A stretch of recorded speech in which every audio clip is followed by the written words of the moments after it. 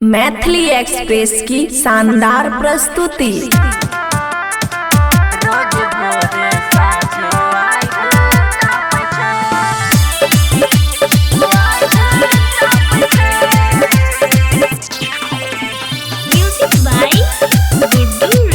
खुशी recording studio बलुआहा। हे गए पानी में नहाबै छै गे, जाड़ा में जगाबै छै गे।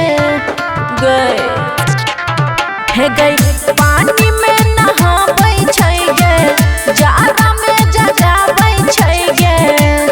ओकर ठंडी में देह कांपै छै, है छै नै बलमुआ के सहे रोज भोरे साँझे आँख तापै छै। है छै नै बलमुआ के सहे रोज भोरे साँझे आँख तापै छै। रोज भोरे साँझे आँख तापै छै।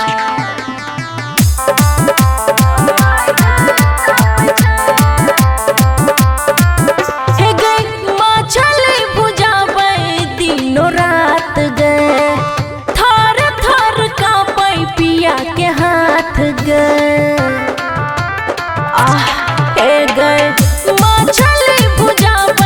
दिनो रात गए, थर थर कांपै सैया के हाथ गए।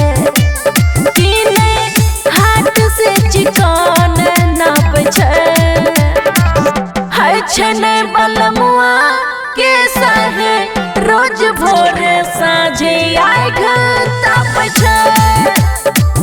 है छै नै बलमुआ के सहे रोज भोरे साँझे आँख तापै छै। रोज भोरे साँझे आँख तापै छै।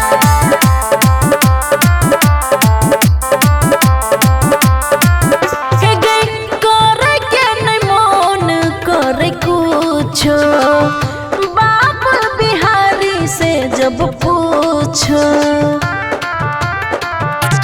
हे गए करे के नै मन है छै कुछो, बाप बिहारी से जब पूछो।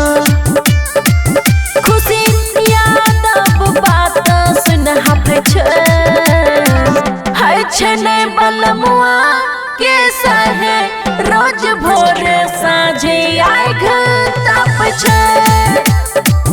है छै नै बलमुआ के सहे रोज भोरे साँझे आँख तापै छै।